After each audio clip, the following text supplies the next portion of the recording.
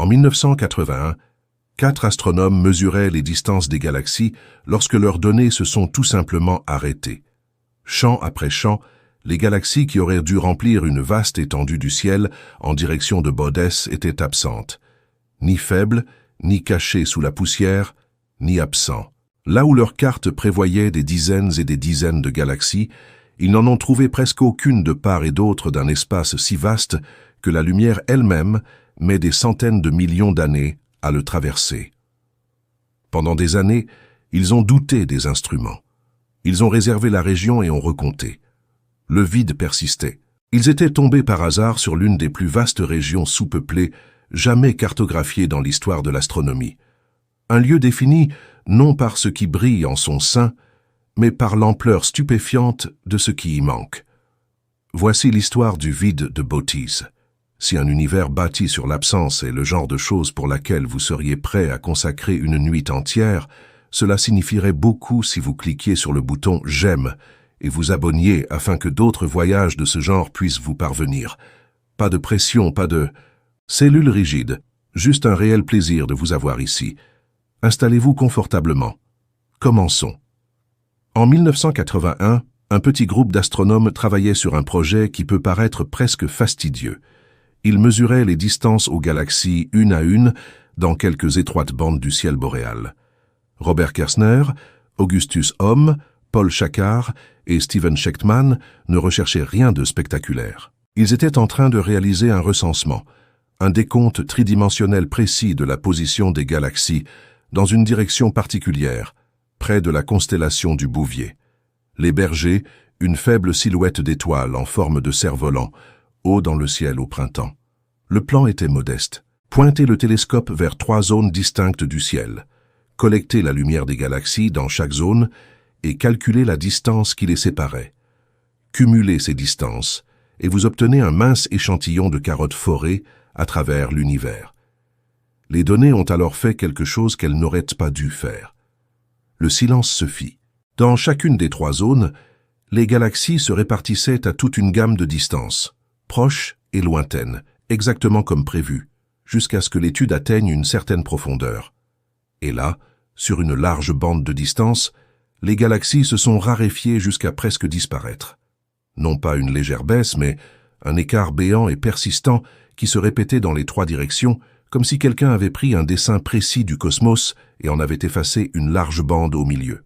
Les astronomes n'observaient pas une tache sombre sur une photographie. Ils constataient un trou dans une liste de nombres, et c'est une chose beaucoup plus étrange à découvrir. Pour comprendre pourquoi cet écart était important et pourquoi il a fini par bouleverser tout le domaine, il faut comprendre l'outil qui l'a révélé. Car la découverte de ce vide n'a pas commencé par une image de ténèbres. Tout a commencé par une méthode permettant de transformer la lumière des étoiles en règles. Lorsqu'on photographie une région du ciel, chaque galaxie qui la compose semble reposer sur un même fond plat. Une galaxie proche et une galaxie lointaine sont collées sur la même feuille bidimensionnelle.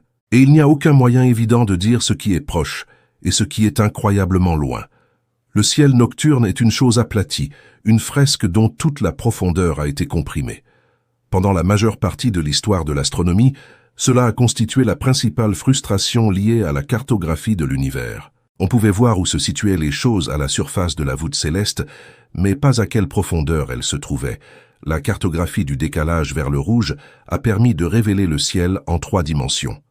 L'idée repose sur un fait concernant l'expansion de l'univers. À mesure que l'espace s'étend, il étire la lumière qui le traverse, l'entraînant vers des longueurs d'onde plus longues et plus rouges. Plus une galaxie est éloignée, plus l'espace qui la sépare de nous est grand, et plus sa lumière a été étirée durant son voyage. Mesurez le décalage de la lumière d'une galaxie vers l'extrémité rouge du spectre, et vous obtiendrez une estimation directe de sa distance.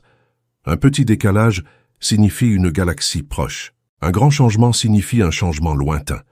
Répartissez cette mesure sur des centaines de galaxies, et la fresque plate acquiert enfin de la profondeur. Des points qui semblaient voisins sur une photographie se séparent soudainement. Certains sont situés tout près, d'autres à des centaines de millions d'années-lumière derrière. Voilà le génie discret de ce que faisaient ces astronomes.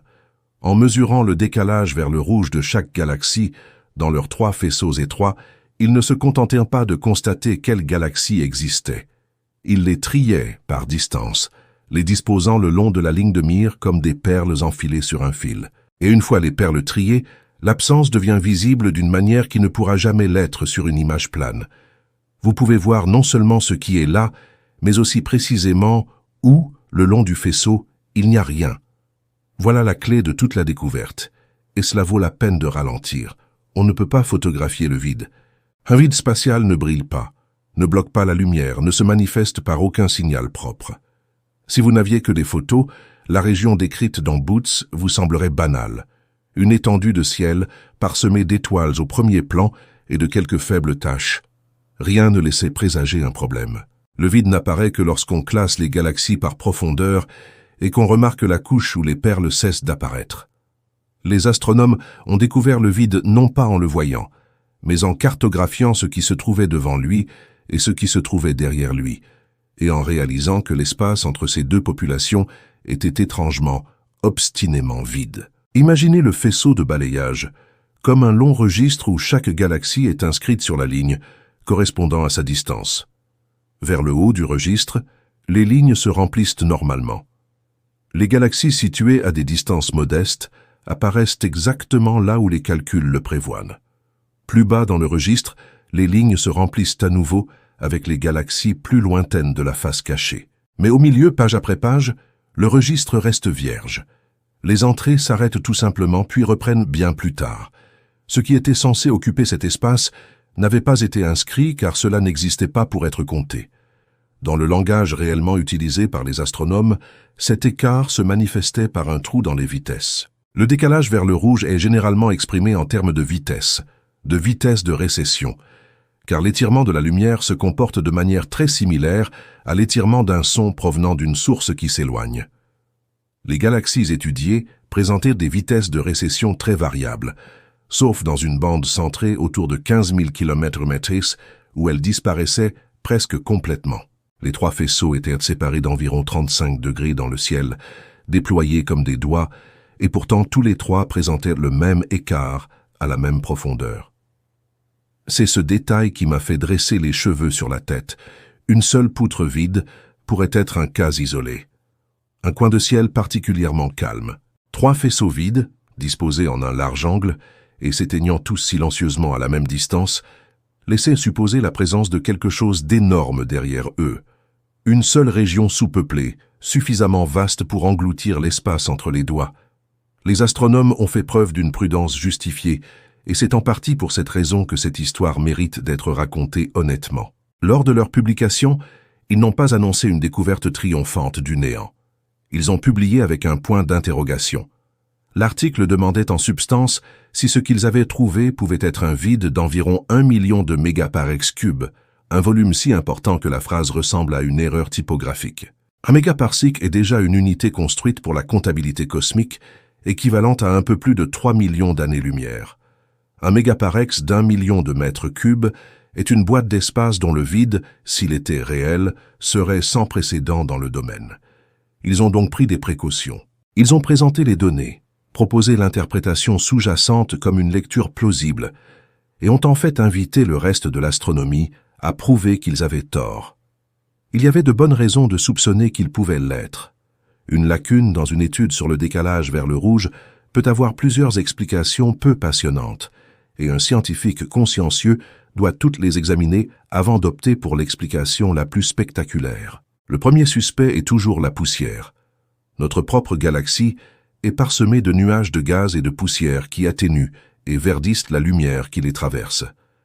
Et un voile suffisamment épais pourrait en principe dissimuler une population de galaxies, créant un vide apparent là où il n'y a en réalité qu'un rideau. Le deuxième suspect est le sondage lui-même. Si les instruments perdaient en sensibilité à une luminosité particulière, ou si la liste des cibles avait été constituée de manière à omettre un certain type de galaxie, l'écart constaté pourrait être un artefact de la méthode plutôt qu'une caractéristique du ciel. Le troisième suspect, c'est tout simplement la malchance. L'hypothèse que les 3 poutres se soient croisées, par pure coïncidence, à travers 3 zones véritablement clairsemées, mais non reliées entre elles, qui ne ressemblaient à une seule structure que lorsqu'elles étaient alignées. Chacune de ces hypothèses a dû être écartée, et la manière dont elles ont été écartées constitue en soi une petite leçon sur la façon dont l'absence est confirmée. On pourrait contrôler la présence de poussière, car elle réfracte la lumière d'une manière caractéristique et atténue les galaxies sur toute la région située derrière elles, et non pas dans une bande de distance nette. L'écart ne consistait pas en un assombrissement de tout au-delà d'un certain point. C'était une fenêtre dégagée, avec des galaxies normales réapparaissant de l'autre côté, plus brillantes et parfaitement visibles, ce qui n'est pas le comportement d'un rideau de poussière. On pourrait s'attaquer au problème des artefacts de relevé en vérifiant si des galaxies de même type et de même luminosité apparaissent facilement aux distances juste avant et juste après l'intervalle. Ils l'ont fait. Les instruments étaient manifestement capables de détecter des galaxies à ces profondeurs puisque le relevé a continué à les détecter jusqu'à la limite de la bande vide, et même au-delà.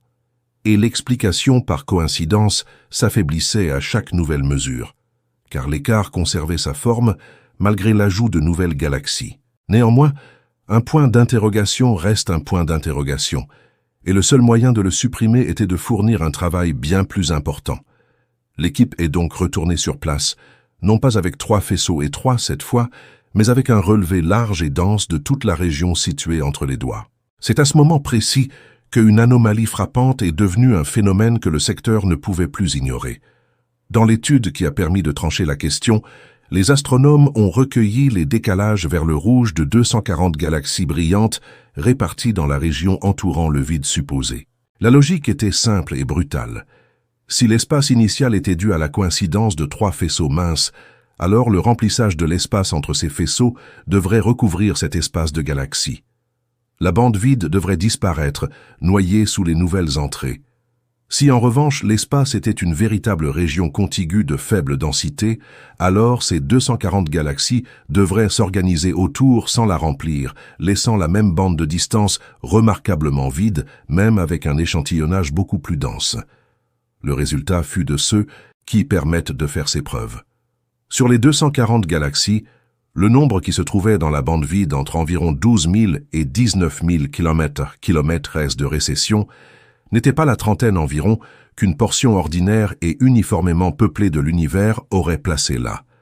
Dans une région typique, les statistiques prévoyaient qu'environ 31 de ces galaxies auraient dû se trouver à l'intérieur de cette fenêtre plus large. En pratique, le nombre qui a finalement atterri là-bas était 0. La fenêtre est restée ouverte. Les galaxies s'entassaient sur les parois proches et lointaines de l'espace et refusaient presque totalement d'occuper l'espace intermédiaire. C'est à ce moment-là que le point d'interrogation a disparu. Pas une seule image spectaculaire, pas un objet brillant dans un télescope, mais un comptage erroné, exactement comme le prédit un véritable vide. Là où il aurait dû y avoir environ 31 galaxies, il n'y en avait pratiquement aucune. Et le déficit s'est maintenu malgré une densité d'échantillonnage suffisamment élevée pour que la coïncidence ne soit plus une option sérieuse. Les astronomes avaient confirmé qu'une vaste région située dans cette direction contenait beaucoup moins de galaxies que l'univers environnant. Et ils l'avaient fait de la manière la plus difficile, en comptant avec tellement de précision que les entrées manquantes ne pouvaient s'expliquer autrement que par des absences. Il est utile ici de préciser ce qu'ils ont réellement découvert, car le raccourci courant pour désigner ce type d'objet est trompeur. Ils n'avaient pas trouvé de trou dans l'espace. Ils avaient découvert un vide cosmique, et un vide cosmique est une chose physique spécifique dotée d'une signification physique spécifique. Il s'agit d'une région de l'univers où la densité des galaxies et de la matière en général est nettement inférieure à la moyenne cosmique. Elle est sous-peuplée, pas inoccupée. Il ne s'agit pas d'une distinction pédante, c'est toute la différence entre la science et le spectacle. Et pour concrétiser cette idée, il est utile de savoir à quoi ressemble l'univers lorsqu'il se comporte normalement. Les galaxies ne sont pas réparties uniformément dans l'espace comme du sucre sur une table. Ils se rassemblent. Elles s'enchaînent en longues chaînes et en nappes, s'agglutinent en nœuds denses et laissent de grands espaces arrondis entre ces structures. Les zones denses et les espaces vides forment ensemble une architecture complexe et profondément irrégulière, et les espaces sous-denses à l'intérieur sont ce que les astronomes appellent des vides. Le vide n'est pas une anomalie greffée sur un cosmos par ailleurs lisse. C'est l'un des éléments de base de l'organisation de la matière. La partie basse d'un paysage dont les parties hautes sont les chaînes et les nœuds des galaxies. Ce qui rendait cette découverte extraordinaire, ce n'était pas le fait qu'il s'agissait d'un vide. Des zones sous-denses de plus petite taille avaient déjà été aperçues lors d'études précédentes, des écarts d'environ 20 mégaparex à travers de modestes creux dans le motif. Ce qui rendait celui-ci remarquable, c'était son ampleur même. La bande vide s'étendait sur une distance tellement grande que la région qu'elle impliquait était plusieurs fois plus vaste que n'importe quel vide que le domaine avait pris au sérieux. Suffisamment grande pour que, exprimée ultérieurement en diamètre, elle atteigne des centaines de millions d'années-lumière. Ce n'était pas une poche, c'était un continent à faible densité. Et sa découverte a soulevé une question qui allait occuper les astronomes pendant des années. Ces vides de cette ampleur étaient-ils des accidents ponctuels et exceptionnels, ou bien une caractéristique normale, quoique extrême, de l'univers que les relevés antérieurs n'avaient tout simplement pas été assez superficiels pour déceler? Et voici le détail qui donne toute sa véracité à l'histoire. Le détail qui distingue un récit précis d'un récit haletant. Même au moment de sa découverte, le vide n'était jamais vraiment vide. Les faisceaux d'origine n'avaient absolument rien détecté dans cette zone de distance. Ils n'avaient quasiment rien trouvé, ce qui constitue une affirmation différente et plus intéressante. Quelques galaxies se trouvaient effectivement dans cet espace, peut-être 3 selon les premières estimations, des inscriptions solitaires sur ces pages de registre autrement vierges. Ces quelques galaxies étaient extrêmement importantes car elles prouvaient que la région était un endroit où des galaxies pouvaient exister, et existaient effectivement, même en très faible quantité. Le vide n'était pas un mur que les galaxies ne pouvaient franchir. C'était une frontière peu peuplée, avec quelques habitants épars qui remplacèrent la population grouillante qui remplissait le cosmos environnant. Cette population dispersée ne ferait que croître à mesure que les instruments s'amélioreraient. Et la manière dont elle a évolué constitue l'une des corrections les plus importantes de tout ce récit. Les premiers relevés, sensibles uniquement aux galaxies les plus brillantes, n'ont enregistré qu'une poignée d'entre elles à l'intérieur du vide. À mesure que les télescopes et les détecteurs s'amélioraient et que les astronomes recherchaient délibérément des objets de plus en plus faibles dans cette direction, leur nombre augmentait. Une étude réalisée à la fin des années 1980 a recensé 8 galaxies dans cette région. Au début des années 1990, ce nombre était passé à 27. Des travaux ultérieurs, utilisant la détection infrarouge, qui permet de repérer les galaxies en pleine formation d'étoiles même lorsqu'elles émettent une faible lumière invisible, ont porté ce nombre à environ 50. Et finalement, le nombre de galaxies associées au vide s'est stabilisé aux alentours de 60. Pendant un certain temps, cela est devenu presque un sport parmi les astronomes. La quête pour trouver une autre galaxie cachée dans le grand vide et chaque galaxie découverte pointait de la même manière, silencieuse. Le vide était réel, mais c'était un vide de degré, non de nature. Plus on regardait profondément, plus de faibles silhouettes émergeaient des ténèbres, ce qui est exactement l'inverse de ce à quoi on pourrait s'attendre d'un véritable trou. Un trou reste vide, peu importe à quel point on le fixe du regard. Plus on explorait cette région, plus elle révélait de galaxies, la signature indubitable d'un lieu sous-peuplé plutôt que d'un lieu désert. L'expression qui lui est souvent associée dans les récits populaires, l'idée qu'il n'y a presque rien, n'est exacte que si l'on s'accroche fermement au mot « presque » et qu'on ne le laisse jamais glisser vers un rien.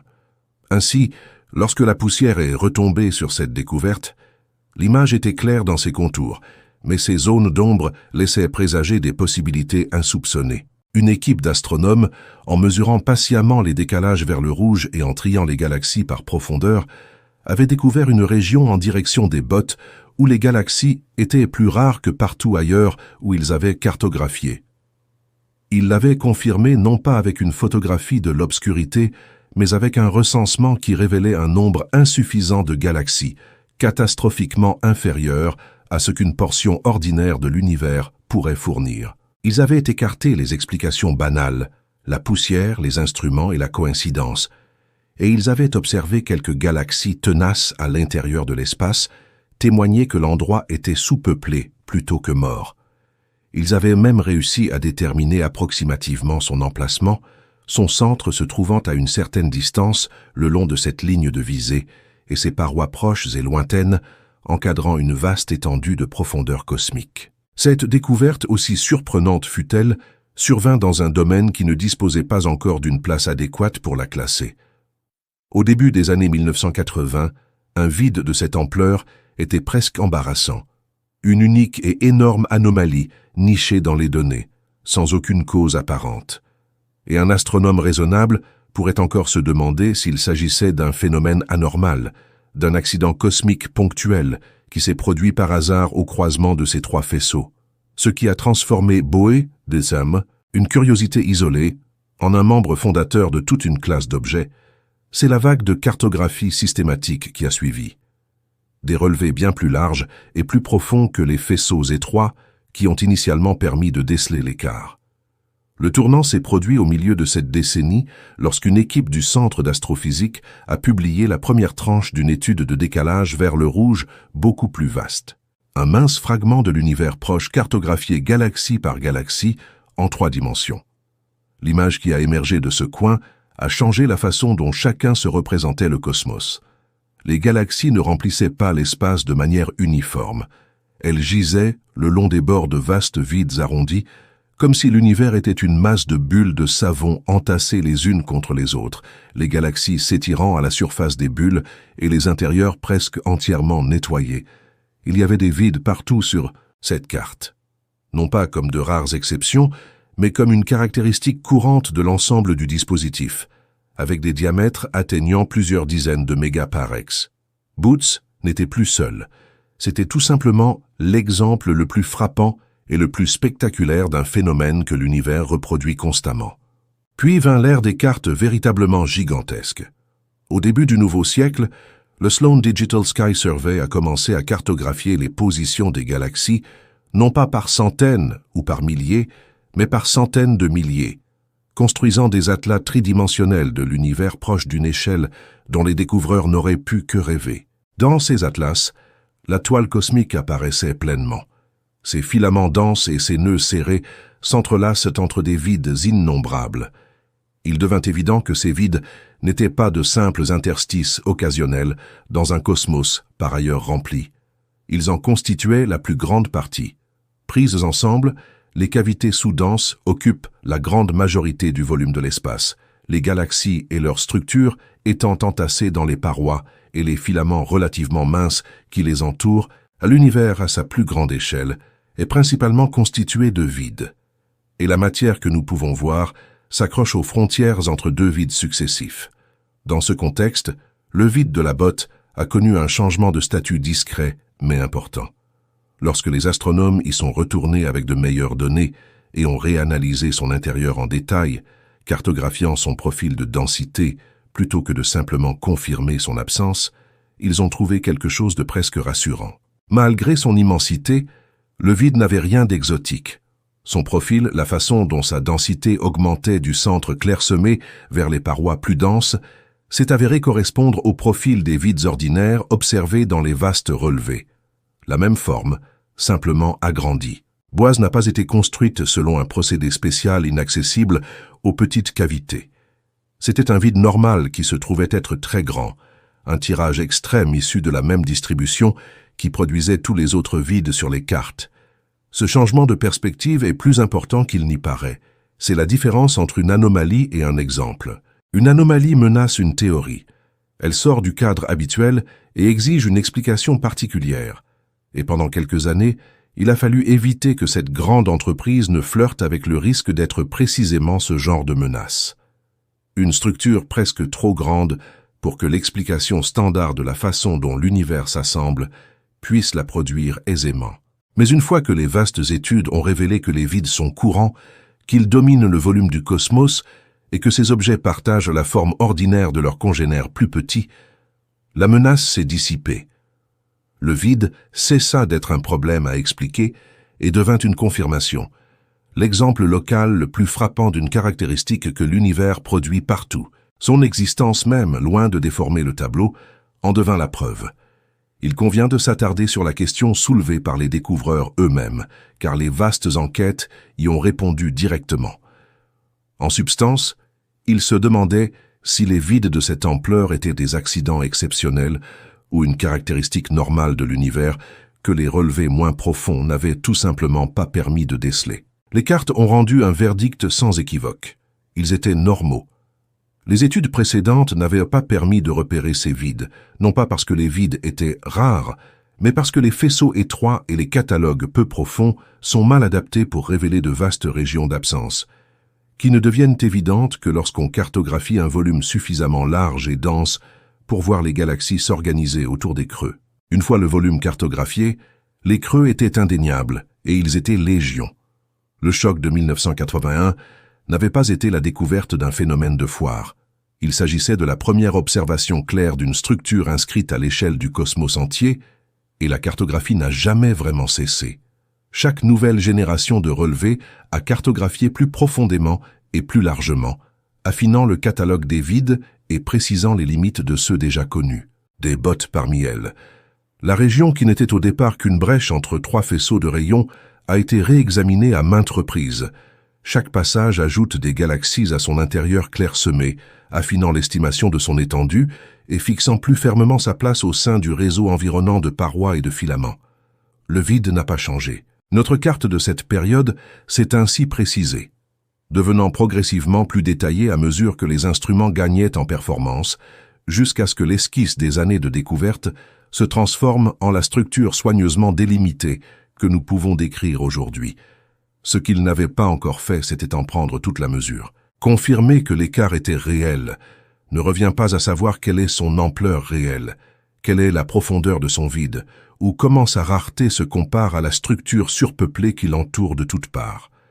Les premiers chiffres étaient des estimations initiales établies à partir de faisceaux qui échantillonnèrent la région plutôt que de la cartographier dans son intégralité, et les premières estimations de quelque chose définies par l'absence de choses glissantes. Les limites du vide ne sont pas des lignes nettes, mais des estompages progressifs, et l'endroit où vous décidez de tracer le bord modifie la taille que vous indiquez. Chaque étude ultérieure qui a orienté ces instruments vers les bottes affinait les chiffres, et la région se révélait, à y regarder de plus près, encore plus frappante que ce que les articles de découverte avaient osé affirmer. Les astronomes avaient constaté le silence. On pouvait maintenant commencer le travail de mesure, et pour comprendre pourquoi une région définie par ce qui lui manque pourrait déstabiliser ceux qui étudient l'univers pour gagner leur vie, il faut d'abord se confronter, chiffres à l'appui, à l'ampleur stupéfiante de ce silence. La première chose à comprendre concernant la taille du vide dans la botte, c'est qu'il n'existe pas de chiffre unique et fiable à ce sujet. Ouvrez 10 sources différentes et vous trouverez le diamètre indiqué comme étant de 250 millions d'années-lumière dans l'une, de 330 millions dans une autre et diverses valeurs intermédiaires. Tous se sont présentés sur le même ton assuré. Ce n'est pas un signe que quelqu'un a tort. C'est un indice qui nous permet de savoir à quel type d'objet nous avons affaire. Une planète possède une surface, et on peut mesurer son diamètre au mètre près. Une étoile a un contour flou mais définissable. Là où son gaz incandescent cède la place à l'espace, le vide n'a ni l'un ni l'autre. Il s'agit d'une zone d'amincissement, et la question de sa largeur dépend entièrement du degré d'amincissement que vous exigez avant de la considérer comme faisant partie du vide. Modifiez ce seuil, et le nombre changera en conséquence. Alors, abordons ce chiffre avec souplesse, comme le font les astronomes qui l'étudient. Le vide spatial de la botte mesure environ 330 millions d'années-lumière de diamètre, étant entendu que ce chiffre pourrait raisonnablement être inférieur, et que sa valeur précise est une question de définition plutôt qu'un fait qui attend d'être déterminé.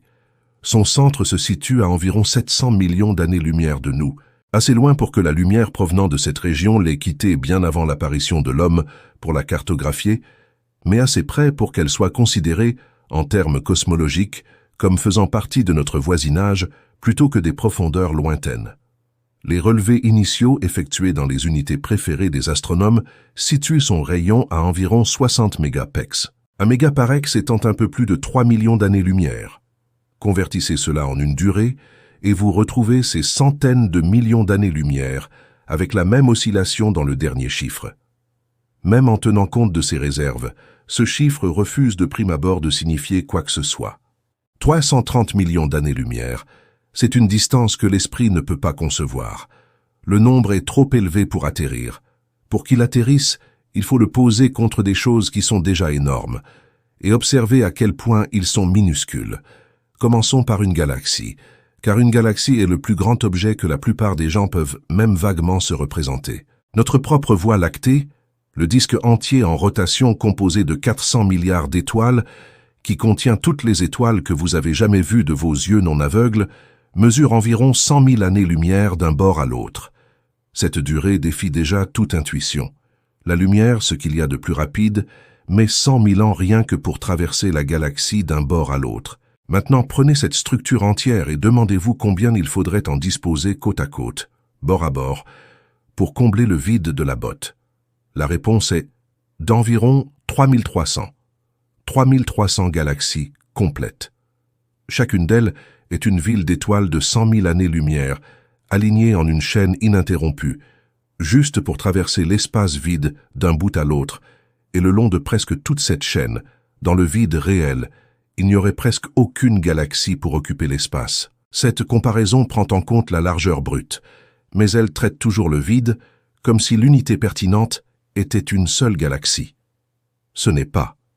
L'unité pertinente pour étudier la structure de l'univers est bien plus grande qu'une galaxie, et le vide la surpasse largement. Les galaxies vivent rarement seules. Ils voyagent en association, des familles liées par la gravité qui se déplacent ensemble à travers le cosmos. Notre propre Voie lactée appartient à une telle famille, un modeste ensemble de dizaines de galaxies qui s'étendent sur environ 10 millions d'années-lumière d'un bord à l'autre. C'est l'échelle d'un groupe de galaxies, une petite ville autonome de galaxies. Laissez tomber une de ces villes entières dans le vide de la botte et cela passera presque inaperçu. On pourrait en aligner environ 33 sur toute la largeur du vide et ne pas le couvrir entièrement. Le vide n'est pas simplement plus grand qu'une galaxie. Il est plus vaste que les amas de galaxies, plus vaste que les structures que nous utilisons comme éléments de base lorsque nous cartographions l'univers à ses plus grandes échelles. Et pourtant, la comparaison la plus révélatrice ne concerne pas du tout la largeur. Il s'agit de la distance entre voisins, car c'est là que la sous-densité du vide cesse d'être une figure abstraite et devient quelque chose que l'on pourrait en principe ressentir. Ici, dans le cosmos ordinaire, notre galaxie a de la compagnie. La galaxie géante la plus proche de nous, la grande spirale d'Andromède, se situe à environ 2 millions d'années-lumière. C'est une distance colossale, quel que soit le point de vue humain. Mais à l'échelle cosmique, Andromède est pratiquement une voisine d'en face, suffisamment proche pour que les deux galaxies soient liées gravitationnellement et tombent lentement vers une rencontre éventuelle. Nous vivons dans un quartier peuplé, où une autre galaxie majeure se trouve à proximité, dans l'obscurité. Imaginez maintenant vous tenir dans une des rares galaxies proches du cœur du vide des bouts août, et chercher votre plus proche voisin de grande taille. Ce ne serait pas à 2 millions d'années-lumière, ce serait à des dizaines de millions d'années-lumière, si distante qu'elle n'offrirait aucune compagnie. Une simple tache à peine visible, perdue parmi des choses bien plus infimes. Les galaxies à l'intérieur du vide ne sont pas un peu moins densément regroupées que la nôtre. Elles sont si éloignées les unes des autres que le confortable voyage de 2,5 millions d'années-lumière jusqu'à Andromède serait remplacé par un trajet peut-être 10 ou 20 fois plus long avant d'atteindre un objet de taille comparable. La sous-densité n'est pas une statistique sur un graphique. C'est une profonde solitude inhérente à l'espace même du lieu. Le moment est venu de s'attaquer à la phrase qui hante toutes les descriptions populaires de cette région. L'affirmation selon laquelle il n'y a presque rien, et de le manipuler avec le soin qu'il exige. Car le mot qui fait tout le travail dans cette phrase est presque. Et c'est presque la différence entre une véritable structure cosmique et un conte de fées. Commencez par ce que presque rien ne signifie pas. Cela ne signifie pas un tout. Cela ne signifie pas une région arrachée au tissu de l'espace, un lieu où le cosmos s'arrête tout simplement. Le vide de la botte est plein d'espace, un espace tridimensionnel ordinaire, identique à l'espace qui vous entoure, régi par les mêmes lois physiques, traversé par la même lumière provenant de galaxies lointaines qui la traversent en route vers ailleurs. Ce n'est pas une blessure dans l'univers. Il fait partie intégrante de l'univers, au même titre que n'importe quel amas dense. Le fait de ne presque rien signifie pas non plus une région totalement débarrassée de toute matière. Le vide contient de la matière noire, cette substance invisible qui pèse plusieurs fois plus que la matière ordinaire et qui constitue l'échafaudage gravitationnel sur lequel tout le reste est agencé. La matière noire du vide est plus ténue que la moyenne cosmique, mais elle est bien présente, tissée à travers tout le volume dans une toile ténue et lointaine. Le vide contient du gaz, cette fine couche d'hydrogène qui remplit les espaces entre les galaxies partout dans le monde. Ici aussi, les objets sont simplement plus dispersés, et le vide contient des galaxies, de vraies galaxies composées de vraies étoiles, dont certaines s'affairent à former de nouveaux soleils même dans leur isolement. Le vide est un vide de degrés. Tout ce qui remplit le reste du cosmos est présent dans le boa, mais en quantité rationnée. La manière la plus honnête d'exprimer la densité est de la comparer à celle de l'environnement. Et ici, le chiffre le plus souvent cité est que le vide contient environ 1/10 de la densité galactique des régions qui l'entourent. Environ une galaxie là où la structure cosmique ordinaire en fournirait environ 10.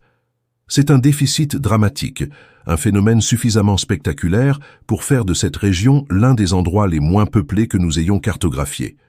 Mais c'est loin d'être zéro. Imaginez un stade construit pour accueillir des dizaines de milliers de personnes. Imaginez ensuite le stade ne contenant que quelques dizaines de spectateurs épars perdus au milieu des vastes rangées de sièges vides. Le stade n'est pas vide. On pourrait parcourir ses allées, rencontrer des gens, échanger quelques mots, trouver des coins où 2 ou 3 personnes s'assoient ensemble.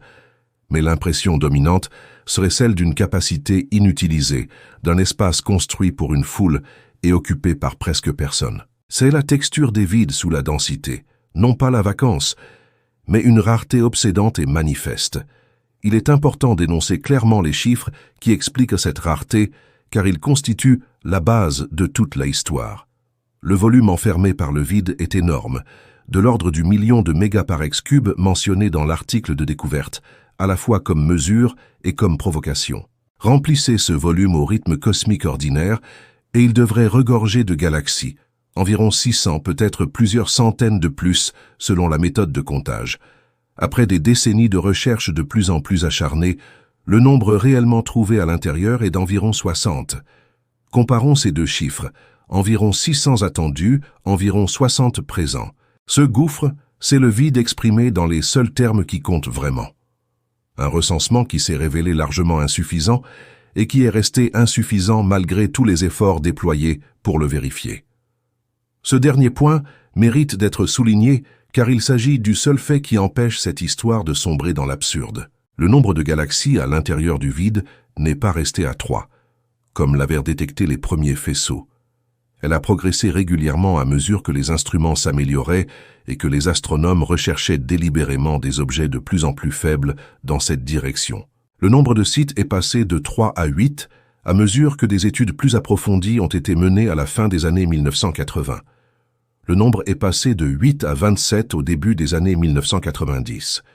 Le nombre de galaxies en formation, passant de 27 à environ 50, a été activé dans la région lorsque la détection infrarouge, qui permet de repérer les galaxies en formation d'étoiles, même lorsqu'elles sont peu lumineuses en lumière visible, a été mise en service. Le nombre a finalement stabilisé les alentours de 60.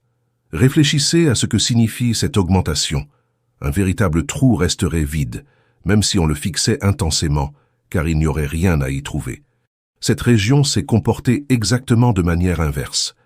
Plus on approfondissait les recherches, plus on découvrait d'habitants dans les galaxies sombres et faibles que les relevés précédents, moins profonds, avaient tout simplement manqué. C'est là la marque indubitable d'un lieu peu peuplé plutôt que d'un lieu désert. Les galaxies ont toujours été là. Les instruments n'étaient tout simplement pas encore assez précis pour capter les plus faibles d'entre eux, et chaque nouvel arrivant confirmait la même leçon. Le vide est clairsemé, non stérile. Son vide est réel, mais c'est le vide d'une frontière avec des colons dispersés, et non le vide de la page sur laquelle ils sont écrits. Il existe une autre subtilité dans ces galaxies dispersées qui rend la sous-densité encore plus intéressante qu'un simple déficit. La plupart des galaxies découvertes dans le vide ne sont pas réparties au hasard. Une bonne partie d'entre eux semblent se faufiler à travers le volume, le long de filaments ténus. De délicats filaments de galaxies traçant des lignes à travers le grand creux. comme si même les régions les plus vides de l'univers conservaient un fantôme de la structure qui remplit les régions surpeuplées. Le vide n'est pas un espace uniforme et informe parsemé de quelques points.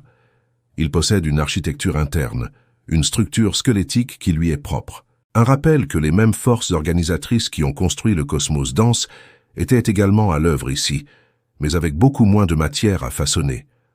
Ces galaxies dispersées méritent mieux qu'un simple décompte, parce qu'il ne s'agit pas simplement de galaxies ordinaires qui se trouvent être très éloignées les unes des autres. Le lieu où ils vivent a façonné leur personnalité, et ces différences sont suffisamment réelles pour que les astronomes puissent de souvent deviner, rien qu'en observant les caractéristiques d'une galaxie, qu'elle s'est développée dans une région peu dense, plutôt que dans une région densément peuplée. Le vide ne se contente pas de rationner ces galaxies.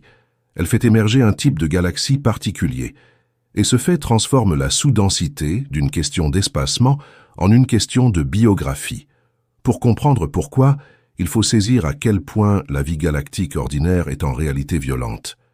Dans les régions densément peuplées du cosmos, à l'intérieur des murs et des amas denses, les galaxies se croisent sans cesse. Ils s'attirent mutuellement par la gravité. Ils se frôlent sur le côté. Ils arrachent de longs filaments d'étoiles et de gaz à leurs voisins. Et parfois, elles fusionnent carrément, deux galaxies se repliant en une seule au cours d'une lente collision qui dure des centaines de millions d'années. Chacune de ces rencontres laisse une trace. Un passage rapproché peut priver une galaxie du gaz froid dont elle a besoin pour former de nouvelles étoiles. Une fusion peut transformer une spirale gracieuse en un amas informe, déclencher une furieuse explosion de formation d'étoiles qui consume le carburant restant et laisser derrière elle une galaxie qui est, pour reprendre l'expression crue de l'astronome, rouge et morte, pleine de vieilles étoiles vieillissantes et incapable d'en créer de nouvelles. La vie en promiscuité est difficile. Elle fait vieillir une galaxie rapidement et brutalement à l'intérieur du vide de la botte. Presque rien de tout cela ne se produit. Une galaxie située près du centre de la cavité peut traverser toute l'histoire de l'univers sans jamais rencontrer une autre galaxie de taille comparable. Il n'y a pas de voisins proches avec lesquels entrer en collision, pas de géant de passage pour la priver de ses ressources, pas de fusion pour bouleverser sa forme. Il demeure simplement isolé et vit à son propre rythme tranquille, tel un village reculé si loin de toute route que, génération après génération, personne n'y arrive et personne n'en part. Et cette paix profonde transparaît clairement dans la nature des galaxies vides. Ils ont tendance à conserver leur gaz sans rencontrer de difficultés pour l'évacuer. Une galaxie vide renferme de vastes réservoirs d'hydrogène froid à partir desquels naissent les étoiles. Un garde-manger encore bien garni longtemps après que les galaxies des régions plus animées aient vu les leurs pillées. Parce qu'elles conservent leur carburant, elles continuent à former des étoiles lentement et régulièrement au lieu de s'éteindre.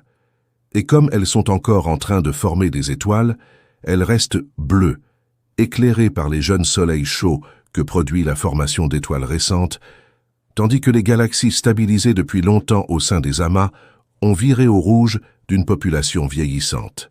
Les galaxies vides sont généralement plus bleues, plus riches en gaz et connaissent une formation d'étoiles plus active que leurs cousines plus denses. L'équivalent cosmique d'une communauté qui n'a jamais cessé d'avoir des enfants. Ils ont également tendance à conserver leur forme. Une galaxie qui n'a jamais subi de fusion majeure peut conserver la forme ordonnée avec laquelle elle est née.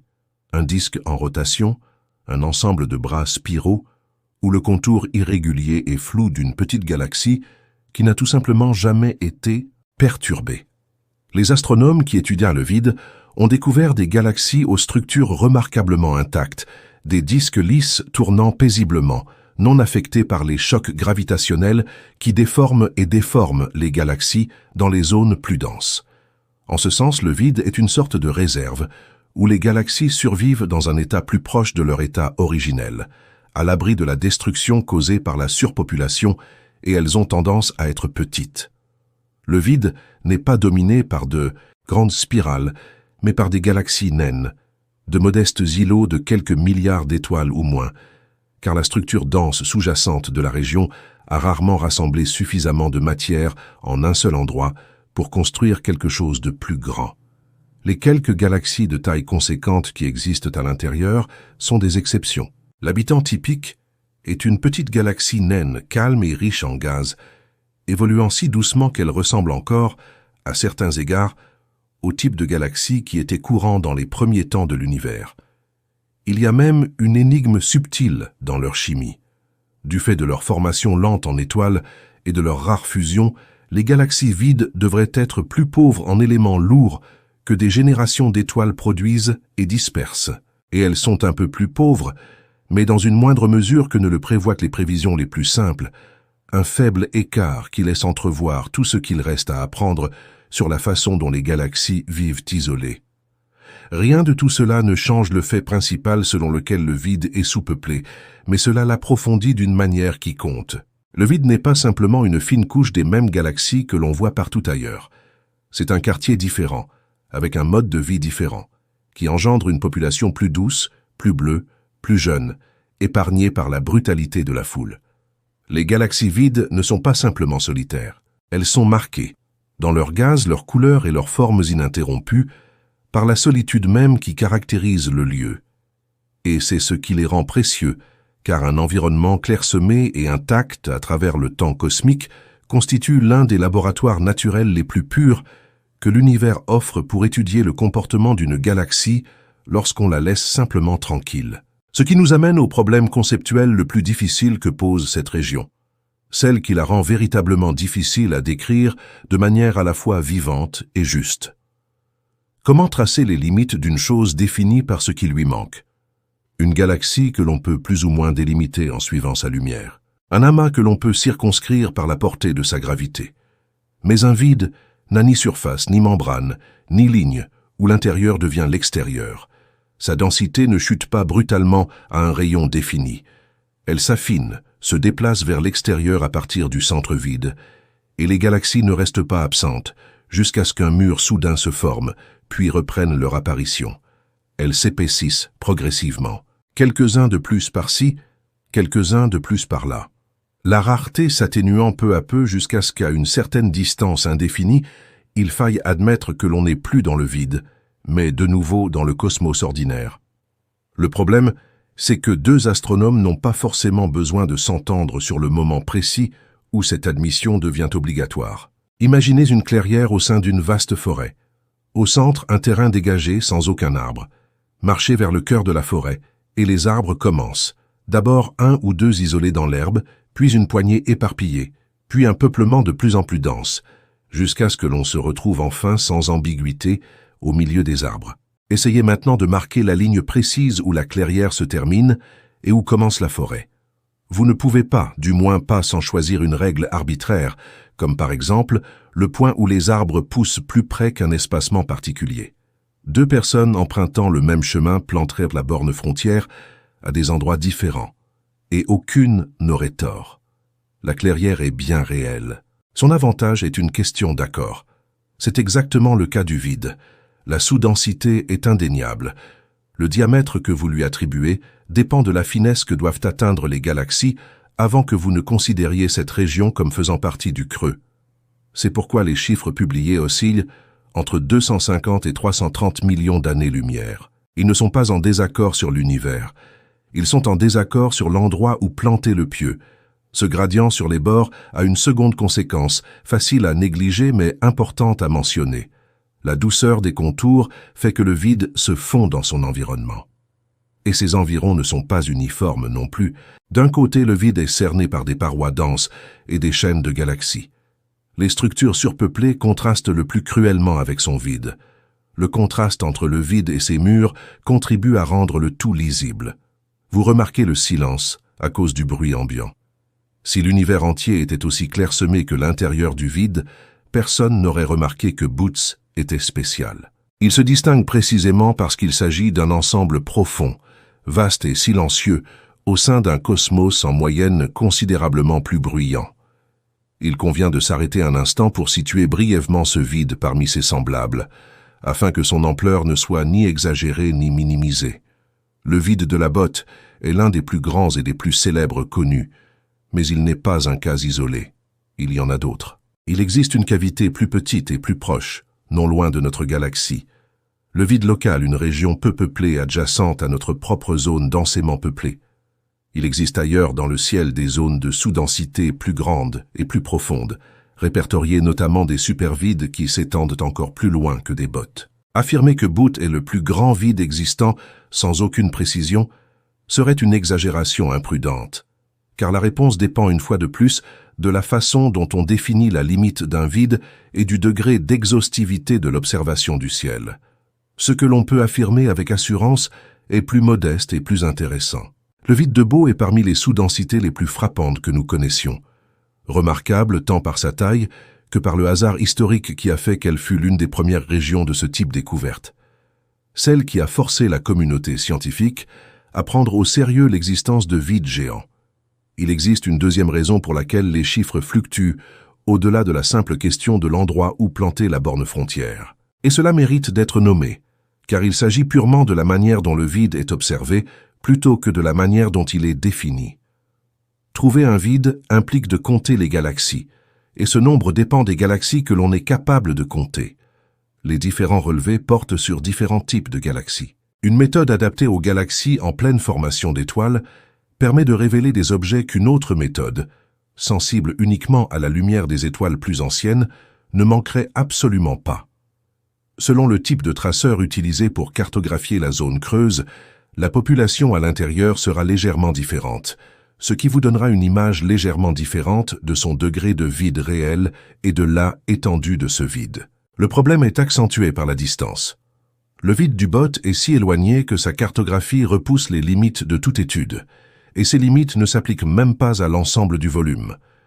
Le côté le plus proche du vide, la paroi la plus proche de nous, est plus facile à cartographier que le côté le plus éloigné, tout simplement parce que les galaxies deviennent plus faibles et plus difficiles à détecter à mesure que l'on regarde loin dans l'espace. Un relevé qui capture aisément les galaxies situées sur la limite proche peut avoir du mal à enregistrer les galaxies les plus faibles de la limite lointaine, ce qui signifie que la limite lointaine est toujours un peu moins certaine que la limite proche. Le vide est mesuré en réalité à travers une fenêtre qui s'embue vers son bord arrière. Et plus la vitre est embuée, plus les dimensions relevées dépendent de la précision de la visibilité lors de l'observation. Si l'on combine ces deux effets, le choix du traceur, l'hétérogénéité de la portée et la dispersion des chiffres publiés cessent de ressembler à un désaccord et commencent à ressembler à de l'honnêteté. Les astronomes qui citent des diamètres différents ne se contredisent pas tant qu'ils ne font que rapporter ce que leurs instruments particuliers, réglés sur leur galaxie particulière, ont pu déterminer d'une région qui résiste à toute délimitation précise. Les fluctuations observées dans les chiffres ne constituent pas un défaut scientifique. C'est la marque distinctive de la difficulté réelle à mesurer quelque chose défini par ce qui manque, observé sur des centaines de millions d'années-lumière à travers les ouvertures limitées dont nous disposons. Essayons donc de saisir la véritable mesure de ce vide, avec toute son incertitude sincère intacte. Nous avons une région d'environ 330 millions d'années-lumière de diamètre. Bien que ce chiffre varie selon la définition que vous choisissez, son centre se situe à environ 700 millions d'années-lumière. À travers, on pourrait superposer quelques 3300 galaxies de la taille de la Voie lactée ou quelques 33 groupes de galaxies entiers et ne toujours pas combler l'écart. À l'intérieur, les galaxies rares sont espacées non pas des 2,5 millions d'années-lumière confortables de notre propre voisinage, mais de dizaines de millions d'années-lumière, un isolement inscrit dans la géométrie du lieu. Sa densité galactique représente environ 1/10 de celle du cosmos environnant. Et pourtant, elle abrite environ 60 galaxies connues, un nombre qui augmentait à mesure que les instruments s'affinaient, se dessinant par endroits le long de filaments ténus enchâssés dans un fin réseau de matière noire et de gaz. Toute la région, non pas un tout, mais une pièce profondément sous-meublée dans la vaste demeure de l'univers. Voilà l'ampleur du silence, exprimée aussi clairement et aussi honnêtement que les données le permettent. Et le formuler ainsi soulève une question à laquelle la taille seule ne peut répondre, la question qui se cachait derrière chaque chiffre jusqu'à présent. Une région aussi vaste et aussi déserte n'était pas simplement silencieuse par hasard. Le vide sur cette échelle n'est pas l'absence d'un événement, mais le produit d'un événement. Quelque chose a rassemblé la matière qui aurait dû remplir ces 330 millions d'années-lumière et l'a emportée ailleurs, laissant derrière elle un grand vide, comme empreinte négative de l'endroit où tout est passé. Le vide n'est pas un lieu où rien ne s'est passé. C'est un lieu qui a été créé et creusé par les mêmes forces patientes qui ont empilé le reste du cosmos en murs, en amas et en chaînes. Pour comprendre le vide de la botte, il ne suffit plus de le mesurer. Il faut se demander comment l'univers construit une telle chose au départ. Et la réponse remonte jusqu'aux plus infimes ondulations du cosmos naissant. Le vide n'est pas un phénomène qui affecte une région de l'espace. C'est un processus que l'univers opère patiemment sur une région de l'espace pendant des milliards d'années, en utilisant les mêmes forces qui construisent tout le reste. Pour comprendre le vide de la botte, il faut cesser de le considérer comme un trou percé dans le cosmos et commencer à le percevoir comme une sculpture sculptée par le lent retrait de matière vers les structures environnantes. Le vide est l'espace négatif d'une sculpture dont les formes positives sont les galaxies, les chaînes et les grands murs qui cernent le néant. Et comme toute sculpture, elle a commencé par un bloc presque sans relief. Ce bloc représentait l'univers primitif. Et la première chose à comprendre, c'est son incroyable fluidité. Lorsque le cosmos était jeune, quelques centaines de milliers d'années seulement après son commencement, c'était une mer de matière et de rayonnement quasi uniforme, identique dans toutes les directions, avec une précision qui émerveille encore ceux qui la mesurent. Il n'y avait ni galaxie, ni étoile, ni mur, ni vide, rien qu'un vaste brouillard chaud et presque parfaitement uniforme. Si vous aviez pu vous tenir à l'intérieur et regarder autour de vous, vous n'auriez trouvé aucune structure sur laquelle fixer votre regard, juste la même faible lueur s'étendant partout de la même manière. L'univers dans lequel nous vivons aujourd'hui, avec son incroyable irrégularité, ses amas denses et ses vides béants, n'existait pas dans ce brouillard primordial. Il a fallu le faire pousser à partir de là. Et les graines à partir desquelles elle a poussé étaient d'une taille presque risible. Presque, mais pas tout à fait. Uniforme. À la surface de cette mer lisse et primitive se dessinaient les plus infimes ondulations imaginables. Des régions où la densité de matière était légèrement supérieure à la moyenne et des régions où elle était légèrement inférieure. La taille de ces ondulations était minuscule, les écarts par rapport à une régularité parfaite étant d'environ une partie sur 100 000. Imaginez un étang immobile dont la surface est parfaitement plane, à l'échelle d'un seul cheveu près, et vous aurez une idée de la douceur de ces ondulations primordiales. Elles étaient si petites qu'elles auraient été totalement invisibles au premier coup d'œil. Et pourtant, chaque galaxie, chaque amas, chaque mur et chaque vide de l'univers actuel, y compris le grand creux de l'arc-en-ciel, remonte directement à ces variations infimes. C'étaient les plans, dessinés si faiblement qu'on pouvait à peine les déchiffrer, de tout ce qui allait suivre. L'agent qui a lu le plan et l'a transformé en architecture, c'est la gravité à l'œuvre par un processus au nom trompeusement aride. Instabilité gravitationnelle. Le principe qui le sous-tend est suffisamment simple pour être énoncé en une phrase. Une région qui commence avec un peu plus de matière que la moyenne exerce une traction légèrement plus forte sur son environnement, attire encore plus de matière et devient ainsi plus dense. Alors qu'une région qui commence avec un peu moins de matière exerce une attraction légèrement plus faible, elle perd de la matière au profit de ses voisines plus denses et devient ainsi plus vide. Chaque avantage s'accumule. Chaque déficit s'aggrave. Ce qui commence par une différence d'une partie sur 100 000 devient, avec le temps, une différence significative. La différence entre un amas de galaxies flamboyants et un trou noir de plusieurs centaines de millions d'années-lumière de diamètre. Il convient de s'attarder sur cette tendance à l'emballement, car elle est le moteur de toute l'histoire. La gravité est la seule force naturelle qui s'additionne toujours à elle-même de cette manière à grande échelle. Une zone légèrement dense ne se contente pas de rester légèrement dense.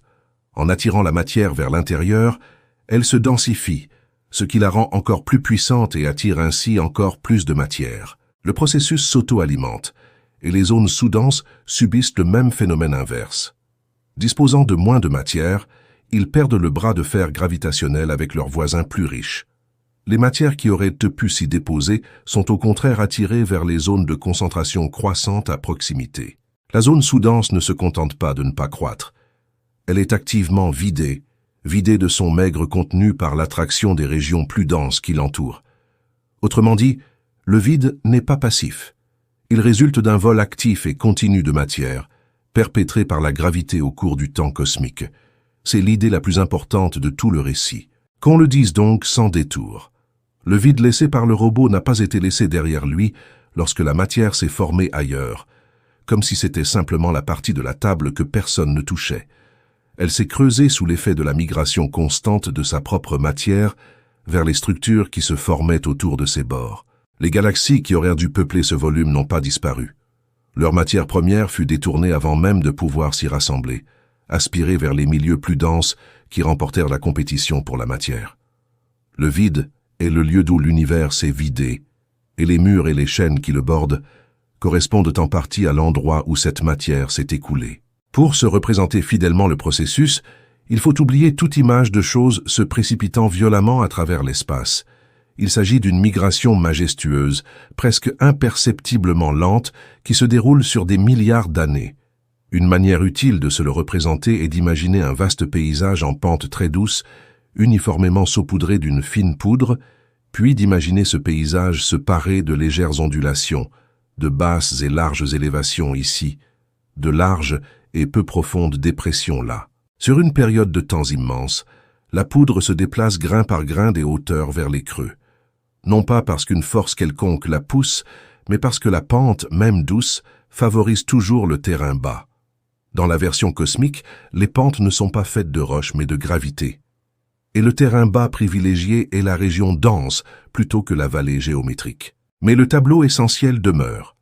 La matière s'étend sur des éons, s'éloignant des régions qui deviendront des vides et se dirigeant vers les régions qui deviendront des murs et des amas. Poursuivez cette évolution lente pendant toute la durée de l'univers et vous n'obtiendrez pas un paysage lisse. On obtient alors un relief très accidenté, avec des crêtes profondes et denses et de larges bassins clairs et balayés entre elles. Les bassins immaculés sont les vides et les crêtes denses sont les fils d'une structure si grandiose qu'elle porte son propre nom, la toile cosmique. Voici la véritable architecture de l'univers à la plus grande échelle. Et le vide de la botte ne peut être compris indépendamment de celle-ci.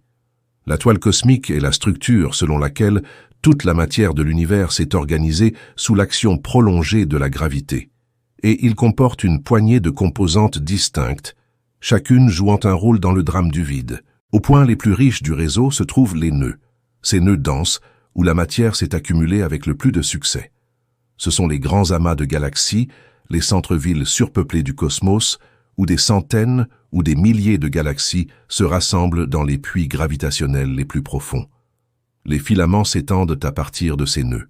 De longs et minces ponts de galaxies et de gaz tendus entre deux nœuds.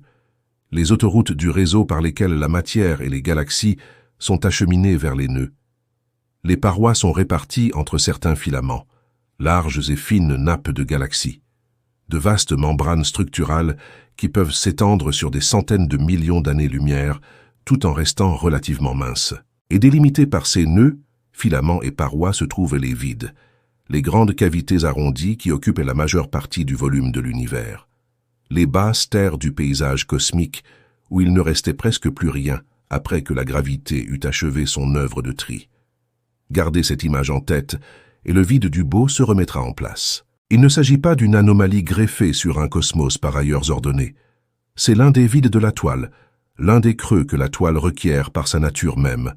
Il est impossible d'empiler la matière en filaments denses et en nœuds groupés sans laisser de vastes régions vides entre eux. Les murs et les vides sont les deux faces d'un même processus. Le regroupement est le dégagement produit par le tri gravitationnel d'un même patient. Là où le web est riche, on trouve un cluster. Là où le web a été entièrement nettoyé, on trouve un vide. Booties est tout simplement l'un des plus grands et des plus vides de ces bassins balayés à nu. Un endroit où la clairière était particulièrement profonde et particulièrement large. Cependant, aucun de ces tris n'aurait pu produire des structures aussi grandioses dans le temps imparti si seule la matière ordinaire avait été disponible. Et c'est là qu'il faut présenter le partenaire invisible de toute l'entreprise. La substance qui effectue la majeure partie du travail gravitationnel dans l'univers sans jamais émettre la moindre lueur. La matière noire est l'échafaudage sur lequel repose le cosmos visible et elle est la véritable sculptrice des vides. La matière noire surpasse de loin la matière ordinaire des étoiles et du gaz, et ce de plusieurs fois, et pourtant, elle ne brille ni ne bloque la lumière, et n'interagit d'aucune manière avec la matière ordinaire, si ce n'est par la gravité. Elle n'est détectable que par l'attraction qu'elle exerce, la façon dont elle courbe les trajectoires des étoiles et des galaxies, et la façon dont elle façonne la croissance des structures. Pour l'histoire du vide, son importance est énorme, car la matière noire a commencé à s'agglomérer sous l'effet de la gravité plus tôt et plus librement que la matière ordinaire. La matière ordinaire de l'univers primitif a été prise dans les radiations et a résisté à l'effondrement pendant longtemps, ballottant plutôt que de se déposer.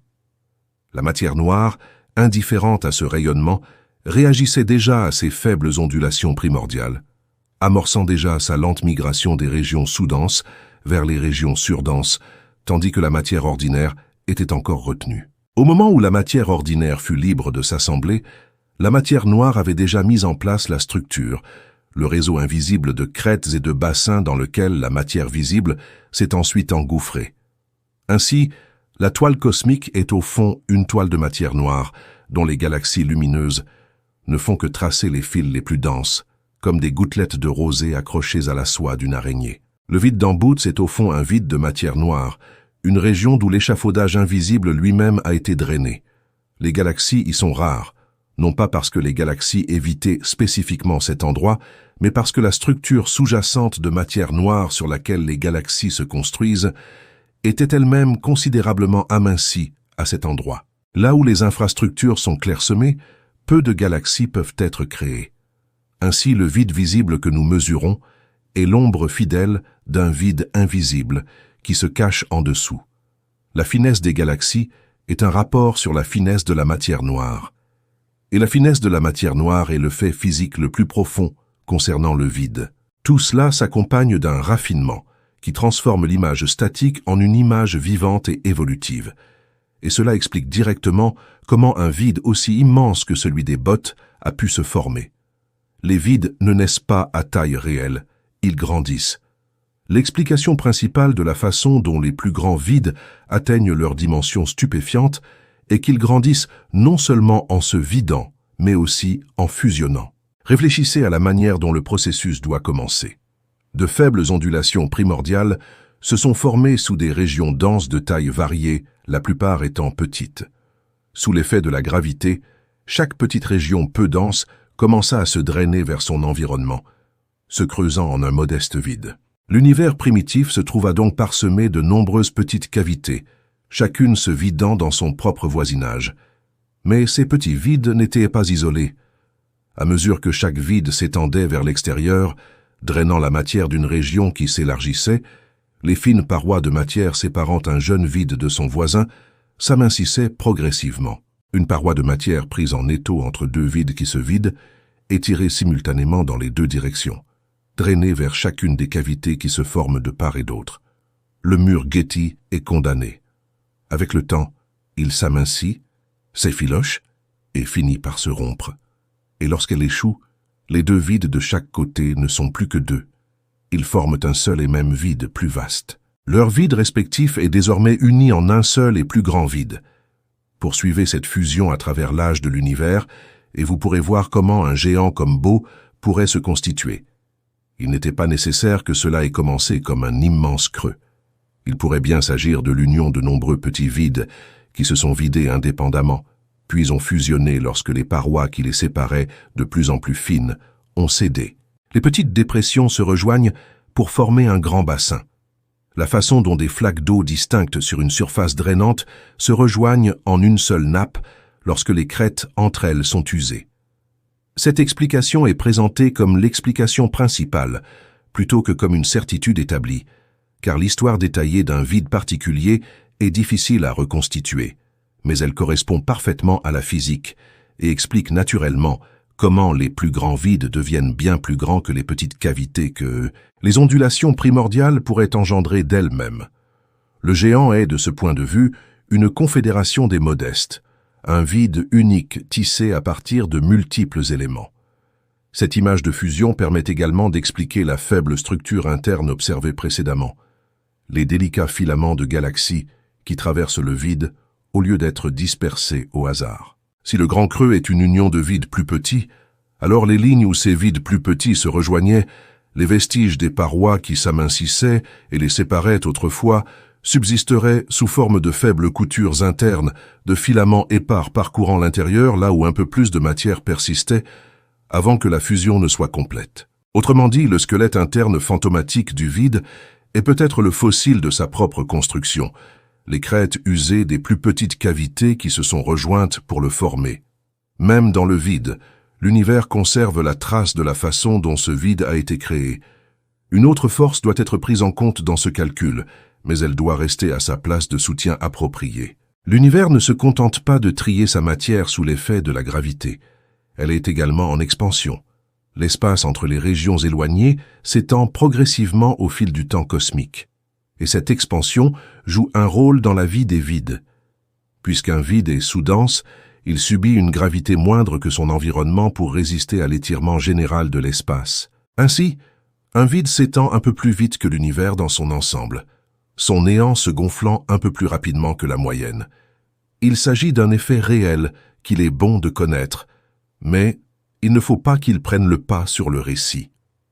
La principale caractéristique sculpturale du vide de la cuvette est le drainage de la matière du bassin vers les crêtes environnantes sous l'effet de la gravité sur des milliards d'années. L'expansion de l'espace est un facteur secondaire qui aide le creux à se gonfler une fois que la gravité a fait le travail principal de le vider. Le vide est avant tout une création gravitationnelle et seulement en second lieu un bénéficiaire de l'extension globale du cosmos. Il reste un dernier élément à intégrer à ce récit qui répond à une question qui s'est discrètement posée depuis la découverte elle-même. Si un vide est défini par ce qui lui manque, par les galaxies qui n'y sont pas, alors l'absence de galaxies est-elle la seule façon pour l'univers de nous faire savoir qu'un vide existe? Ou bien une région aussi vide laisse-t-elle une autre trace, une signature positive que nous pouvons lire indépendamment des points manquants sur une carte de décalage vers le rouge? La réponse est oui, et les signatures qu'il laisse comptent parmi les confirmations les plus élégantes de toute la cosmologie, car elles permettent à un vide de se manifester non par ce qui lui manque, mais par ce qu'il fait à la lumière et à la matière qui le traversent et l'entourent. La première signature est inscrite dans la plus ancienne lumière existante. L'espace tout entier est empli de la faible lueur résiduelle du début brûlant de l'univers. Un océan de rayonnement relique qui s'est répandu librement à travers le cosmos pendant presque toute son histoire. Cette lumière ancestrale traverse tout sur son passage jusqu'à nous, y compris le vide, et le vide y laisse son empreinte. L'empreinte est subtile, un léger refroidissement de la lumière résiduelle qui traverse une vaste zone peu dense, et la raison en est l'une des plus belles petites conséquences d'un univers en expansion accélérée. Imaginez un cycliste pédalant en montée sur une douce colline. En gravissant la pente la plus proche, la gravité réduit leur vitesse. En descendant la pente opposée, la gravité lui restitue sa vitesse, et le cycliste quitte la colline avec exactement la même énergie qu'à son arrivée. Les deux effets s'annulent. Imaginons maintenant que, pendant que le cycliste traverse la colline, celle-ci s'affaisse et s'aplatisse lentement sous ses pieds. La vitesse perdue à la montée n'est plus intégralement récupérée à la descente, car la pente opposée s'est adoucie au moment où il l'atteigne. Le cycliste arrive de l'autre côté à une vitesse légèrement inférieure à celle du départ. C'est presque exactement ce qui arrive à une particule de lumière ancienne traversant le vide. La lumière gravite le vide en suivant la pente gravitationnelle, cédant un infime fragment d'énergie, puis redescend de l'autre côté où elle devrait le récupérer. Mais sur toute la durée de cette traversée, l'expansion accélérée de l'univers a provoqué un aplatissement de cette montée gravitationnelle. La descente ne compense donc pas entièrement la montée. La lumière quitte le vide avec un peu moins d'énergie qu'à son arrivée, c'est-à-dire légèrement plus froide. Cartographier la température de la lumière ancestrale à travers le ciel, et les plus grands vides apparaissent comme de faibles taches froides, une détection positive du vide inscrite dans la froideur de la lumière primordiale. Le vide se trahit non pas par son obscurité, mais en refroidissant doucement la plus ancienne lueur de l'univers sur son passage. La seconde signature est inscrite dans les mouvements mêmes de la matière. Nous décrivons la formation de ce vide comme un long drain. La matière s'éloigne du creux vers les parois et les chaînes plus denses qui l'entourent. Ce drainage n'est pas un événement historique terminé. Cela se poursuit encore aujourd'hui et cela peut être mesuré. Les quelques galaxies situées près des bords d'un vide ne restent pas immobiles. Elles sont attirées doucement et continuellement vers les structures denses qui bordent la cavité, dérivant du vide vers les murs qui l'entourent. Les astronomes peuvent détecter ce phénomène en comparant la vitesse à laquelle une galaxie semble s'éloigner avec la vitesse à laquelle l'expansion régulière de l'univers devrait la faire s'éloigner, et en interprétant ce léger décalage comme un mouvement réel dans l'espace autour de grands vides. Ces mouvements forment un schéma cohérent, un lent flux sortant du vide vers la densité environnante, exactement le prolongement vivant du drain qui a creusé le vide à l'origine. Le vide n'est pas seulement une chose créée, c'est un objet encore fabriqué. Son vide s'accroît encore à mesure que sa matière restante est attirée vers les régions plus riches situées à l'extérieur. Ces deux signatures sont importantes pour une raison qui va au-delà d'une simple confirmation. Ils transforment le vide d'un espace passif en un instrument actif. L'un des outils les plus utiles dont dispose la cosmologie pour étudier les forces qui régissent l'univers aux plus grandes échelles. Réfléchissez à ce qui rend le vide si particulier comme lieu d'étude de la physique. Partout ailleurs, la gravité est active et bruyante, attirant la matière les unes contre les autres, compliquant chaque mesure par l'attraction des masses environnantes. Dans le vide, la gravité est faible, parce qu'il y a si peu de matière pour l'exercer. Et dans ce calme gravitationnel, l'autre grand acteur du cosmos, l'énergie sombre qui est à l'origine de l'expansion accélérée de l'espace peut agir presque sans opposition. Un vide est le seul type de région où l'expansion de l'univers suit son cours avec le moins d'interférences possible, ce qui fait des vides des endroits exceptionnellement purs pour étudier comment cette expansion se comporte, comment elle a évolué au fil du temps cosmique, et quelle pourrait être la nature de l'énergie sombre qui en est responsable. Ce même vide qui rend un néant difficile à trouver, le rend précieux une fois trouvé. Un lieu où l'on peut observer la force la plus mystérieuse de l'univers à l'œuvre sans être dérangé par le bruit de la foule. Il y a même un souverain enfoui sous tout ça, une faible échelle régulière figée dans la distribution de la matière à travers tout l'univers est une distance caractéristique imprimée par les ondes qui ont parcouru la matière chaude du cosmos primitif avant son refroidissement. Cette échelle apparaît de manière très subtile dans la façon dont les galaxies se regroupent et dans la façon dont les grandes structures de la toile cosmique sont espacées, y compris les parois qui entourent les vides comme Bauhaut. Puisque l'échelle est connue, les astronomes peuvent l'utiliser comme une règle de mesure cosmique en la comparant aux structures que nous observons pour évaluer les distances et retracer comment l'expansion de l'espace a étiré toute chose sur des milliards d'années. Le vide cerné par des murs dont l'espacement porte cette empreinte est tissé dans la même grande trame que mesure cette règle. L'un des éléments d'un motif, lu attentivement, encode toutes les histoires de l'expansion de l'univers. Le vide est donc bien plus qu'une simple absence sur une carte. Elle refroidit la lumière la plus ancienne qui la traverse. Elle aspire vers l'extérieur sa propre matière restante, continuant de se drainer malgré tout ce temps. Elle offre à la cosmologie le terrain le plus propice à l'étude de l'énergie sombre et de la formation des structures. Et elle est inscrite dans un motif cosmique dont l'espacement sert d'étalon pour mesurer l'univers lui-même. Un objet défini par ce qui lui manque finit par laisser un nombre remarquable de marques positives sur le cosmos qui l'entoure. Des marques qui nous permettent de le confirmer et de l'étudier sans jamais avoir besoin de voir quoi que ce soit briller à l'intérieur. Le vide parle, et ce qu'il dit est toujours cohérent avec la même histoire ordinaire de la gravité triant la matière au fil du temps cosmique. Il est désormais possible de reconstituer l'histoire causale complète du vide. La réponse à la question que l'immensité du vide laissait en suspens. Le vide de la botte existe parce que l'univers primitif portait dans ses faibles ondulations primordiales une région légèrement sous-dense dans cette direction. La gravité, agissant d'abord à travers la matière noire puis à travers la matière ordinaire, a amplifié ce léger déficit, drainant la matière de la région vers les milieux plus denses qui s'activaient à former des murs, des chaînes et des amas. La sous-densité s'est accentuée à mesure que le vol se poursuivait, la structure de matière noire au sein de la région s'amincissant, et avec elle, les galaxies que cette structure pouvait supporter. Les cavités plus petites des environs se vidèrent de la même manière, Et lorsque les murs qui les séparaient se sont effondrés, ils ont fusionné pour former le grand bassin unique que nous cartographions aujourd'hui. L'expansion de l'espace a permis aux creux ainsi créés de se gonfler. Et le résultat final, après des milliards d'années de ce travail de sculpture patient, est une région de plusieurs centaines de millions d'années-lumière de diamètre, contenant environ 1/10 des galaxies qui l'entourent. Encerclées par les structures mêmes qui s'étaient engraissées de la matière qu'elles avaient perdue.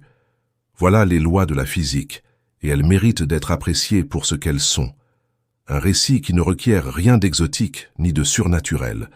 Aucune force inconnue n'a déchiré le vide. Aucun agent mystérieux n'a fait disparaître sa matière. La même gravité qui vous maintient au sol et fait tourner les planètes autour du Soleil, compte tenu d'une légère irrégularité initiale et d'une immensité de temps, produira inévitablement des zones de forte densité et des zones de faible densité. Et le vide du BOT est tout simplement l'un des exemples les plus profonds de cette clairière. L'univers ne s'est pas brisé pour créer ce vide. L'univers a fonctionné exactement comme il fonctionne toujours. Et ce vide, c'est ce que produit ce fonctionnement ordinaire lorsqu'on le laisse se dérouler pendant 13 milliards d'années dans une région d'épaisseur légèrement favorisée. Et pourtant, après avoir construit le vide dans notre compréhension, après avoir suivi la matière à mesure qu'elle s'éloignait, et observé le creux s'approfondir et se fondre dans son immensité finale, nous arrivons à une question que la physique seule ne peut résoudre. Nous avons décrit le vide de l'extérieur, en tant que graphiste et en tant qu'ingénieur, en cartographiant ses dimensions et en reconstituant son assemblage. Mais le vide est un lieu aussi clairsemé soit-il. Elle contient des galaxies, et ces galaxies sont réelles, avec des étoiles et peut-être même des mondes. L'ensemble du vaste processus de drainage, de fusion et de gonflement n'a pas simplement produit une statistique sur une carte de densité. Il en résulta un environnement, un lieu d'existence particulier, profondément différent du quartier surpeuplé que nous appelons notre chez-nous. La même gravité qui a creusé le bassin a également laissé une multitude de galaxies isolées près de son centre. Des îles dans une mer presque entièrement nettoyée. Pour achever le récit du vide de la botte, il nous faut faire la seule chose que les cartes et les équations ne peuvent pas faire pour nous. Il nous faut nous replier sur nous-mêmes, nous tenir par l'imagination sur l'une de ces îles isolées, et nous demander à quoi ressemblerait l'univers pour quiconque se trouverait par hasard à vivre au fond du vide le plus profond que le cosmos sache construire. Imaginez ce mot et retenez-le bien, car tout ce qui suit relève de l'inférence plutôt que de l'observation. Nous n'avons reçu aucun message du système de démarrage. Nous n'y avons détecté aucune civilisation, aucun signal, aucune lueur d'intention. Ce que nous allons faire est une expérience de pensée rigoureuse, entièrement fondée sur une physique que nous comprenons et qualifiée à chaque étape de spéculation. Nous allons prendre les galaxies éparses que nous savons situées près du cœur de ce grand vide, et nous allons poser une question simple. Si quelqu'un se trouvait là, sur une planète orbitant autour d'une étoile, dans l'une de ces galaxies isolées, contemplant sa propre nuit, à quoi ressemblerait l'univers à ses yeux? La réponse s'avère être l'une des conséquences les plus étranges et les plus émouvantes, en toute discrétion, de tout ce que nous avons cartographié jusqu'à présent. Commencez par dissiper le malentendu le plus naturel, celui que le mot même de vide invite à prendre en compte. Il est tentant d'imaginer un observateur à l'intérieur du vide, entouré de ténèbres, contemplant un ciel noir et sans étoiles, perdu dans la nuit absolue. Cette image est fausse, et la raison pour laquelle c'est faux est importante. Le vide est dépourvu de galaxies, mais pas d'étoiles au sens local. Chaque habitant vivrait à l'intérieur d'une galaxie qui lui serait propre, l'un des rares résidents de ce creux, et cette galaxie serait pleine d'étoiles exactement comme la nôtre l'est. Son soleil brûlerait au-dessus de nos têtes pendant la journée. Ses nuits seraient parsemées des points lumineux proches de ses propres voisins stellaires, les soleils de son propre bras spiral, ou de son propre essaim d'étoiles, suffisamment proches pour briller clairement. Depuis le sol, en levant les yeux, un observateur dans le vide verrait un ciel nocturne qui, à première vue, semblerait parfaitement ordinaire, une dispersion d'étoiles, peut-être une faible bande de la lumière de sa propre galaxie traversant l'obscurité. Le ciel local ne trahirait en rien le vide. Il est important de le souligner, car cela corrige une confusion qui se retrouve dans presque toutes les représentations populaires de la région. Lorsque vous regardez une photographie du ciel en direction des bottes, et que vous voyez des étoiles éparpillées dessus, ces étoiles ne se trouvent pas dans le vide. Ce sont des étoiles de premier plan, membres de notre propre Voie lactée, situées à quelques centaines ou quelques milliers d'années-lumière entre nous et le grand vide qui se trouve à des centaines de millions d'années-lumière au-delà d'elle. Le vide est un vide abyssal, une rareté de galaxies bien au-delà de ce rideau d'étoiles proches. Les étoiles sur la photo ressemblent à des gouttes de pluie sur une fenêtre, à travers laquelle on essaie de photographier un champ désert au loin. Ils ne vous disent rien sur le terrain, ils ne font qu'encombrer le verre. Un observateur situé dans le vide aurait son propre rideau d'étoiles proches qui obscurcirait sa vision. Et le vide ne se manifestait que lorsqu'il regarderait au-delà de tout cela, vers les profondeurs obscures qui se trouvaient derrière. La différence ne se situerait donc pas dans le ciel proche, ce serait dans celui du fond. Et ressentir cette différence en plaçant les observateurs du vide dans le ciel profond, à côté d'une autre. Lorsque nous sommes ici, dans notre coin surpeuplé du cosmos, regardons au-delà de nos propres étoiles, vers les profondeurs qui s'étendent au-delà. Nous trouvons de la compagnie. Même sans instrument à l'œil nu, une personne sous un ciel sombre peut apercevoir la faible tache de la galaxie d'Andromède, une île entière composée de centaines de milliards d'étoiles, située à 2,5 millions d'années-lumière, et pourtant parfaitement visible comme une tache lumineuse. Depuis l'hémisphère sud, 2 autres taches subsistent dans l'obscurité. Les nuages mélaniques, petites galaxies satellites liées à la nôtre. Et dès qu'on lève un télescope, même modeste, le ciel profond s'épanouit. Les galaxies apparaissent dans toutes les directions, proches et lointaines, par douzaines, par centaines, par milliers, jusqu'à ce que la difficulté ne soit plus de trouver une galaxie, mais de trouver une portion de ciel qui en soit dépourvue. Nous sommes encerclés. Notre ciel profond est un ciel peuplé, et cette abondance nous est si familière que nous la prenons pour l'état naturel de l'univers. Pour un observateur situé près du centre de la cavité, formée par l'arc, le ciel profond serait presque nu. Aucune galaxie voisine brillante ne serait visible à l'œil nu. Pas d'Andromède pour estomper l'obscurité, car les grandes galaxies les plus proches se situeraient non pas à 2,5 millions d'années-lumière, mais à des dizaines de millions d'années-lumière, bien trop éloignées et trop faibles pour être détectées, sans un effort considérable. Si vous y installiez un télescope modeste, le ciel profond ne s'épanouirait pas. Il resterait presque vide, un vaste champ obscur, avec seulement de rares et faibles îlots de lumière, disséminés dans une immensité de néant. Là où nos télescopes révèlent un cosmos grouillant de galaxies, les leurs révéleraient un cosmos qui, au-delà de leurs propres frontières, semblerait presque vide. Le même instrument pointé vers le même univers raconterait 2 histoires profondément différentes, selon le côté de la frontière où se situait l'observateur. Le côté bondé ou le côté propre et balayé. Il est difficile d'exagérer à quel point ce point de départ serait différent pour quiconque tente de comprendre le cosmos. Considérez ce que l'abondance des galaxies proches nous a apporté. Les galaxies qui nous entourent sont les jalons grâce auxquels nous avons appris presque tout ce que nous savons sur l'univers dans son ensemble. En mesurant leur lumière, les distances qui les séparent et l'étirement de cette lumière, nous avons découvert que l'univers est en expansion.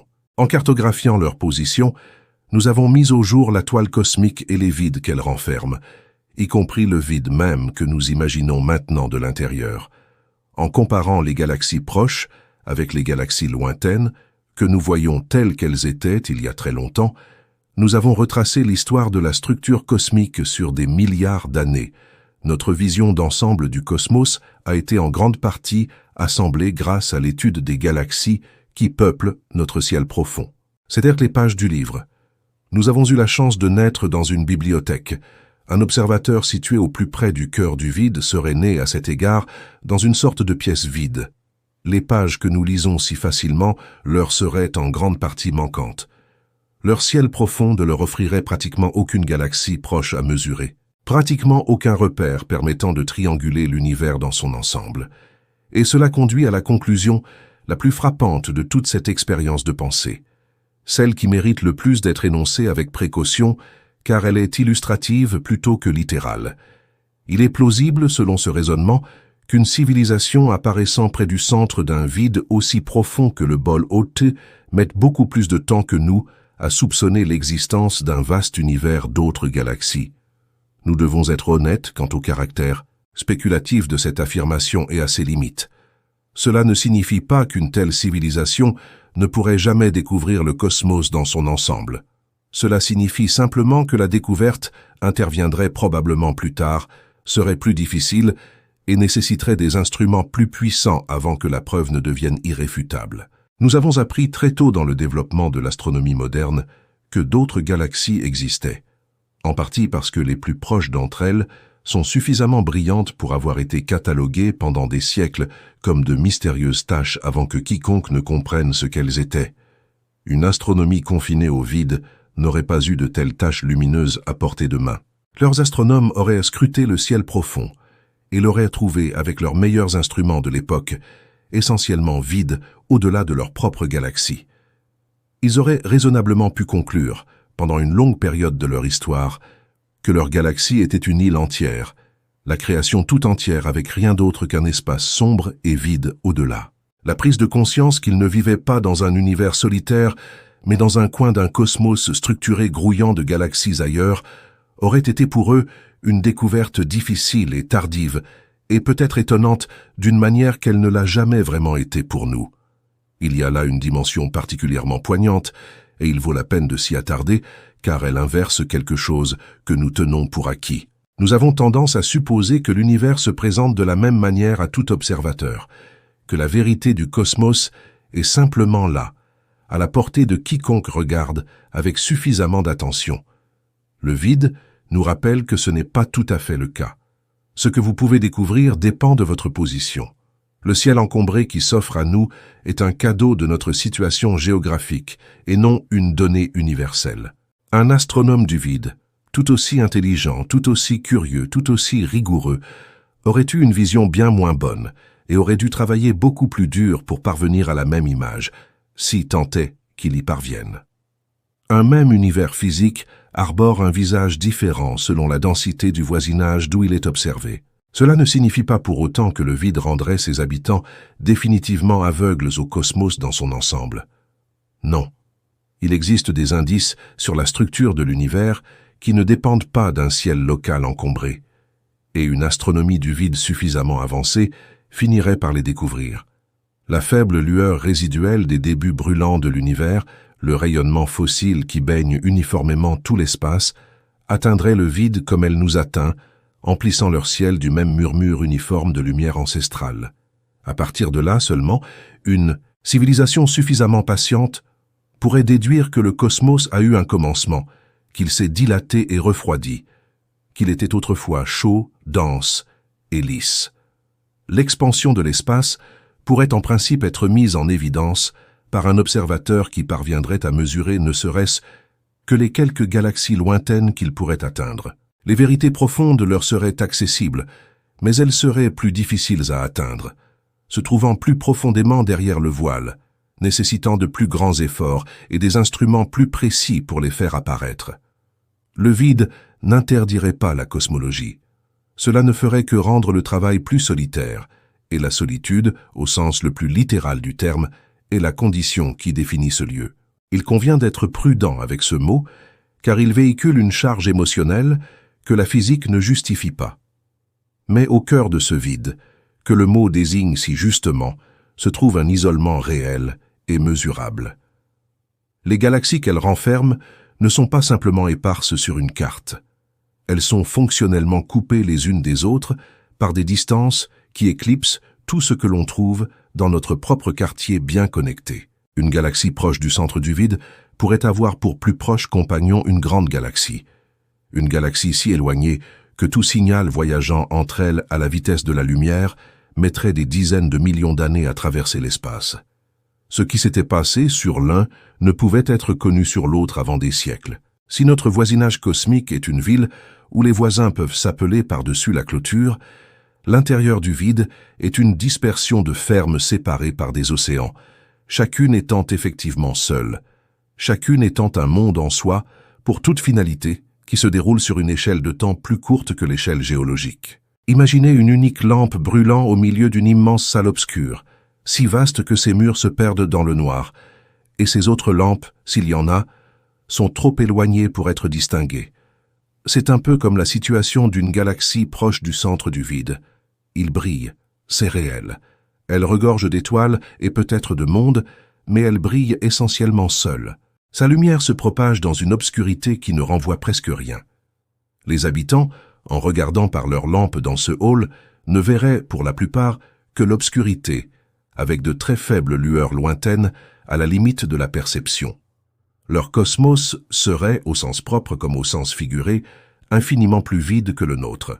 Non pas parce que les lois de la physique sont différentes là-bas, mais parce que les mêmes lois, agissant sur une région qui a perdu sa matière, les ont laissés bloqués dans un calme tel que nous, dans notre bibliothèque bondée, n'avons jamais eu à le connaître.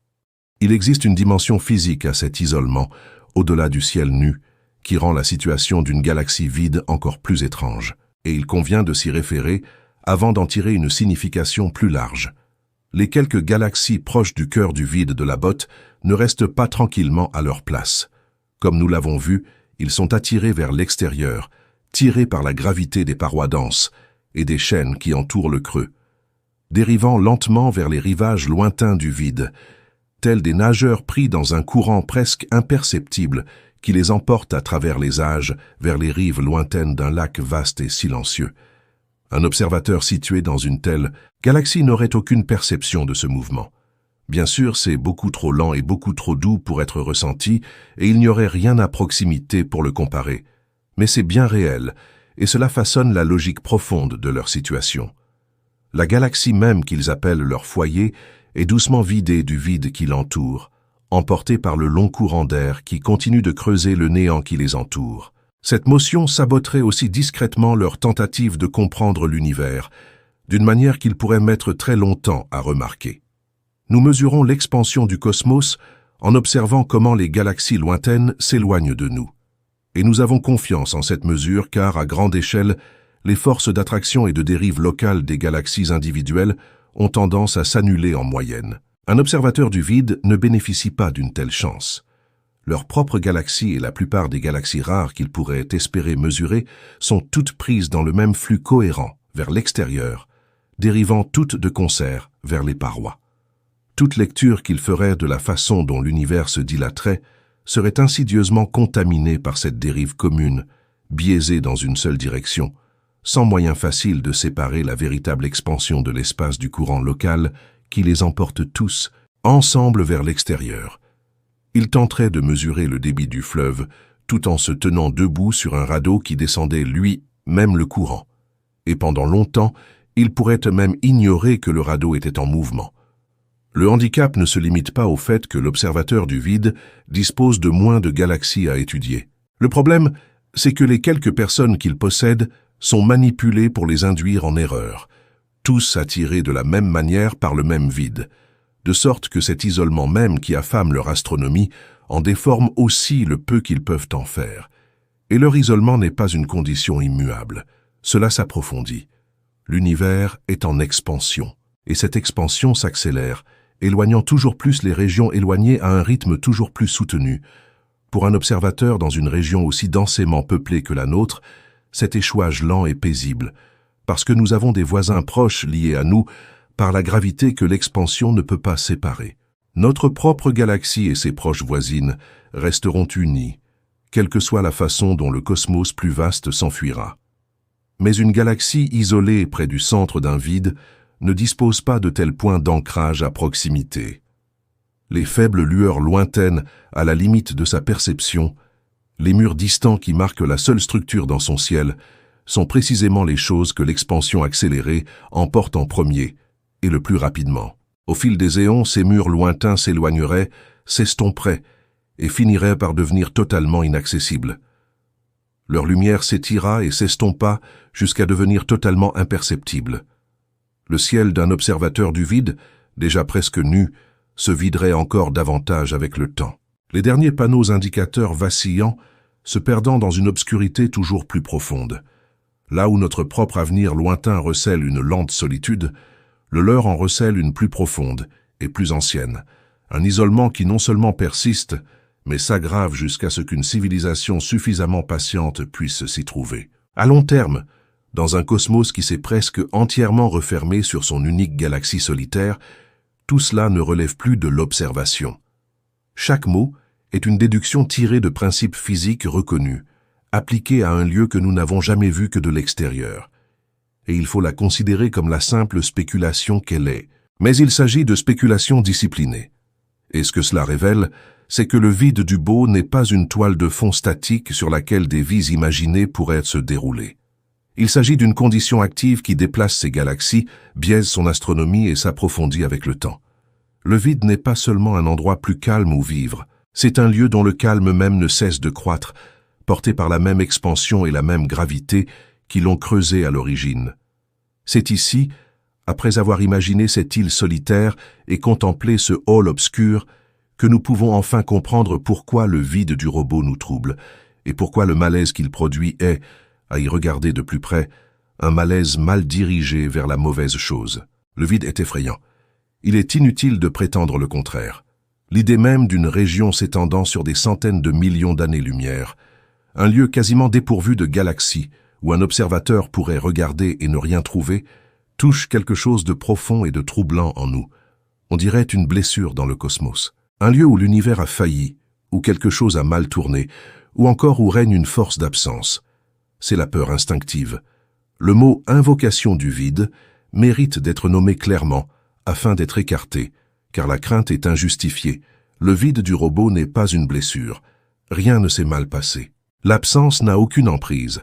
Aucun objet manquant n'a été dérobé par un agent inconnu.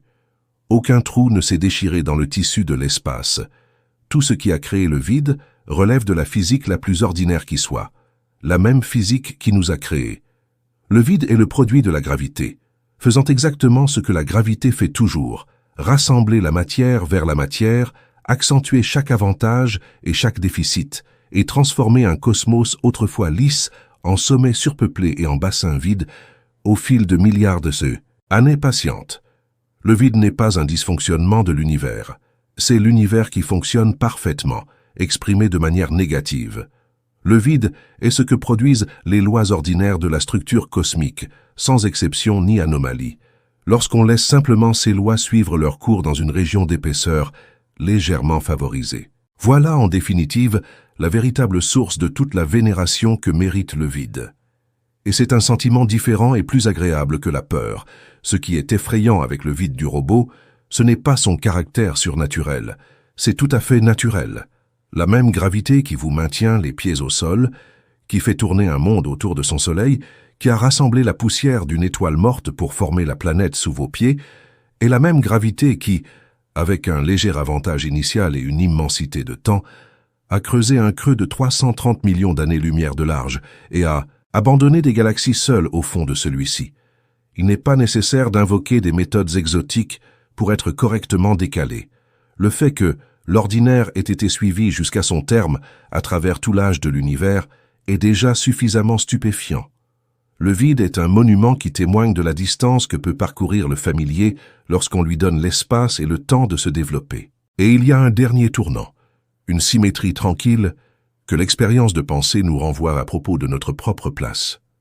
Ces derniers temps, nous avons imaginé ce que ce serait de vivre dans le vide, d'être la lampe solitaire dans le hall obscur, de se voir confier un ciel profond presque vide, et le long et dur labeur de découvrir le cosmos depuis une position de pénurie. Mais le miroir fonctionne dans les deux sens, jusqu'à un astronome quelque part au fin fond des murs et des filaments qui cernent le vide. Notre propre quartier et le leur ne sont que deux lectures d'un même univers structuré, l'une prise depuis une crête et l'autre depuis un bassin. Nous ne sommes au centre de rien, eux non plus. Il se trouve que nous sommes nés dans un quartier riche, sous un ciel rempli de panneaux indicateurs, et eux, dans notre expérience de pensée, dans un quartier pauvre. Aucun de ces lieux n'est exceptionnel. Ce n'est pas non plus le véritable point de vue à partir duquel l'univers est censé être vu. Un tel avantage n'existe pas. Il n'y a que la toile, avec ses crêtes serrées et ses creux vides, et des observateurs dispersés là où la matière était suffisamment dense pour les former. Chacun lisant le même cosmos à travers le prisme particulier de son lieu de résidence. Cette prise de conscience ne diminue en rien le vide, cela le complète. Le vide du bot n'est pas une chose qui se situe en dehors de l'ordre de l'univers, une exception à expliquer ou une obscurité à craindre. C'est l'une des expressions les plus claires et les plus honnêtes de cet ordre. L'endroit où la propension de l'univers à rassembler la matière en certaines régions se révèle le plus nettement dans les régions laissées pour compte. On ne peut avoir l'éclat foisonnant d'un amas sans le silence absolu d'un vide, quelque part pour le payer. Les murs et les creux sont inscrits dans la même phrase par la même main, dans la même écriture patiente de la gravité au fil du temps. Comprendre le vide de la botte, ce n'est pas contempler un échec de la structure cosmique. Il s'agit de regarder la structure cosmique elle-même retournée comme un gant, révélant la forme de la création en vous montrant la forme de ce que la création a choisi de ne pas remplir. Ainsi, lorsque nous disons qu'il n'y a presque rien dans le vide du bot, nous pouvons enfin entendre cette phrase correctement, avec l'emphase là où elle doit être. Le presque recèle toute la vérité. On y trouve de la matière noire, du gaz et une soixantaine de galaxies tenaces, enfilées le long de faibles joints internes. Chacune d'elles est une véritable île d'étoiles véritables. Chacune de ces choses pourrait, pour autant que nous sachions, amener quelqu'un à contempler son obscurité solitaire et à s'interroger, comme nous, sur le sens de tout cela. Et le néant qui remplit le reste n'est pas une absence de physique, mais sa présence. Le résultat visible de la gravité qui rassemble la matière ailleurs et laisse ce grand bassin propre. Le vide est terrifiant seulement jusqu'à ce qu'on le comprenne, et alors il devient quelque chose de mieux que terrifiant. Cela devient la preuve la plus évidente dont nous disposons que l'univers n'est pas une dispersion d'étoiles dans une obscurité uniforme, mais une architecture vivante, structurée et sculptée dans laquelle le vide n'est pas l'échec de la conception, mais l'une de ses caractéristiques les plus profondes et les plus déterminantes. Le vide de la botte ne contrevient pas aux lois du cosmos. Ce sont les règles du cosmos gravées dans le ciel à une échelle presque insoutenable. Un creux façonné par un fait simple, implacable et ordinaire. Là où la matière s'accumule, ailleurs il doit y avoir un vide. Et là où l'univers se construit, ailleurs il doit à jamais balayer